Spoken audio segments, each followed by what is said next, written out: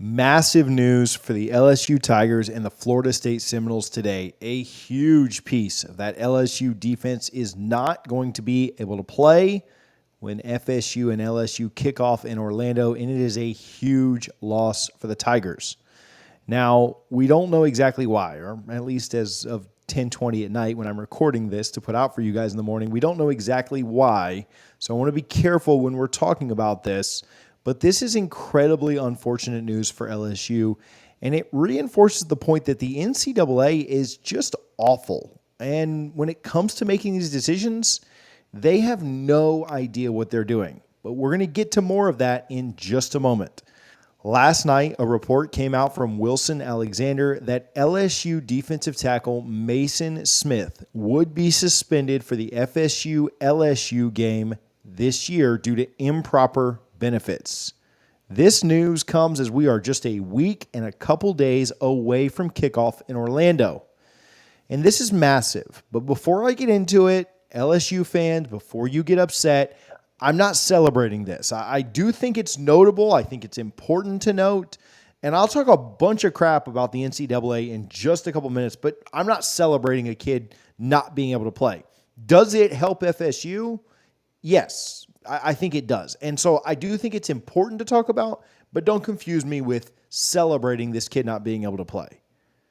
But this is LSU's most important guy in the trenches.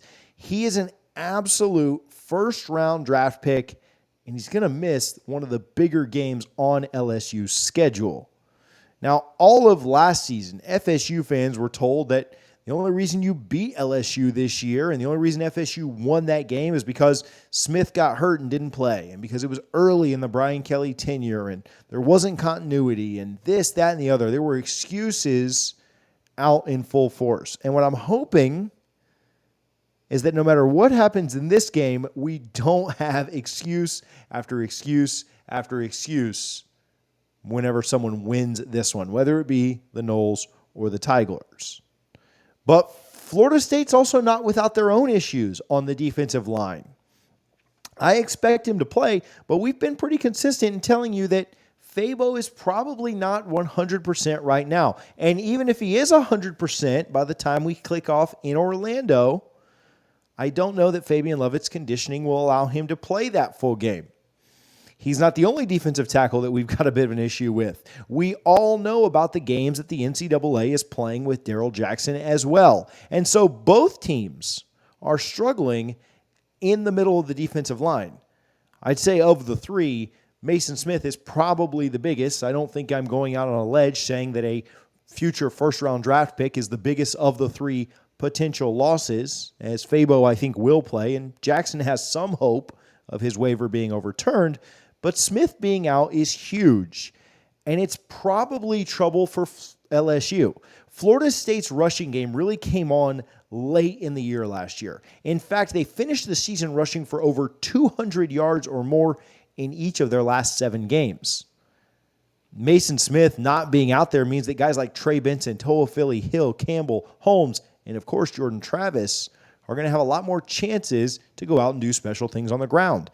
Now, LSU does have a couple of capable backups. There's no doubt about that. They've got good depth, and they do a good job in the front 7 as a whole. But you don't lose a potential first-round pick and that not be a massive impact on not only your top-end play, but your depth. Look how Florida State played with Fabo out last year. We know very well how big of an impact this can have on a team. Teams gash the Noles up the middle when Fabo wasn't there and able to play. And I expect the run game to be a very prominent part of what FSU looks to do against the Tigers. I don't know that this game suspension for Smith decides the game one way or the other, but I've spoken with people at LSU and do not believe the idiots that are telling you this isn't a big deal. It is. And I'm not celebrating it, LSU fans, but there's no doubt about the fact that it is a big deal. LSU wants Smith out there. And I think Florida State fans would be fine with Smith being out there too. They heard all year that the only reason you beat us, the only reason you won this game, the only reason you were competitive is because our best player went out. Well, we'd like to see how we would fare against that player too. Now, I want to talk about the NCAA, and it's time to harp on them just a little bit. But first, before I do that, and before I did this video tonight, I went and grabbed a Gramco gummy because it was a good way to mellow out a little bit, to take the edge off a little bit, and that's probably what you should do in this situation right now as well. Listen, you guys know about Gramco, the best in Delta 8. They've now got Delta 9 gummies too. If you pissed off at the NCAA, you're mad about Mason Smith, you're mad about Daryl Jackson, whatever the situation is, go grab you some Gramco. Let it calm you down just a bit. Use my code TJ25 for 25% off. Not a better partner to have when you get news like this from the NCAA. Make you feel a lot better, both LSU and FSU fans. We'll have them out at the tailgate, so come out and hang out with us, both LSU and FSU fans. Link to the tailgate is in the description. All right, so the NCAA. What a bunch of clown crap BS this organization is and continues to be. It is absolutely insane to me that these nerds and losers in suits get to decide the future of kids like Daryl Jackson, Mason Smith, the kid at UNC, and other kids on college campuses right now. Idiots like Stan Wilcox, who screwed FSU over while he was in Tallahassee, is now screwing colleges and players over at FSU, LSU, UNC, and other places as well.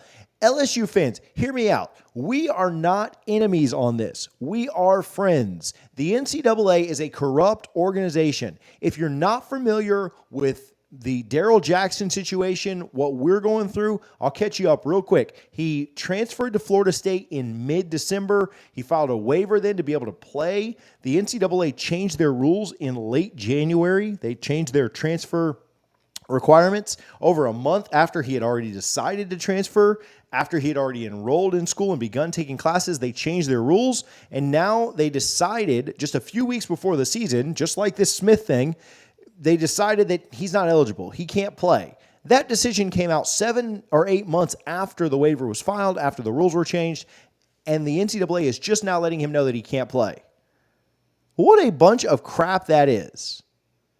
To literally take someone who, didn't mention this, moved back home to be near their sick mother, won't let that kid play. If there was ever a reason for a hardship waiver, wouldn't it be moving home to be next to a sick parent?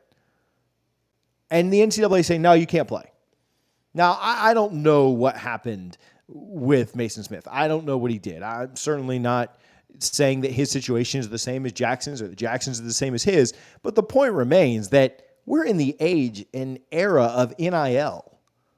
What are improper benefits at this point? Kids are being paid millions of dollars to play football. And did he maybe not submit an application? Did he not submit a contract? Did he not sign a contract first? Does it matter? Does the way that you receive the money matter? So-and-so got paid $2 million to play at this school, but Mason Smith maybe took something that he didn't post to Instagram 4 times for? I don't know what Mason Smith did. And if it's something truly egregious, then I'll take all of this back. But I just can't imagine that it was that big of a deal in this NIL era, where kids are being paid hundreds of thousands of dollars for a few Instagram posts, for a few Twitter posts, for an interview on a podcast. It's absurd to me.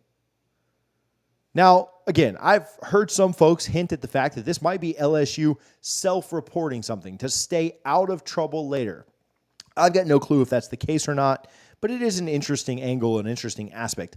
I don't really understand, though, how you can get improper benefits here in this NIL era. So, again, if something comes out super egregious, I'll walk all of this back. But for now, the NCAA is a spineless organization with absolutely no basis for reason that anyone should listen to them.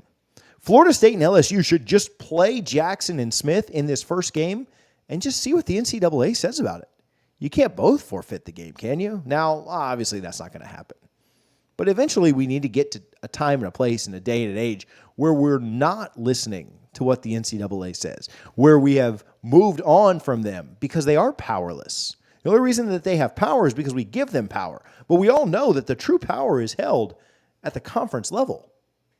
The ACC, the SEC, the Big Ten, the Pac-12, what's left of it, and the Big 12, those are the ones that hold the power. not the NCAA. And my hope is that one day we get there. We get to that point where we stop listening to what they say. The sooner we stop listening to them and acting like they have any power at all, the better off we will all be. I went on an absolute tirade about the way that the NCAA handled the Daryl Jackson situation, which you guys can watch if you haven't already seen by clicking right here.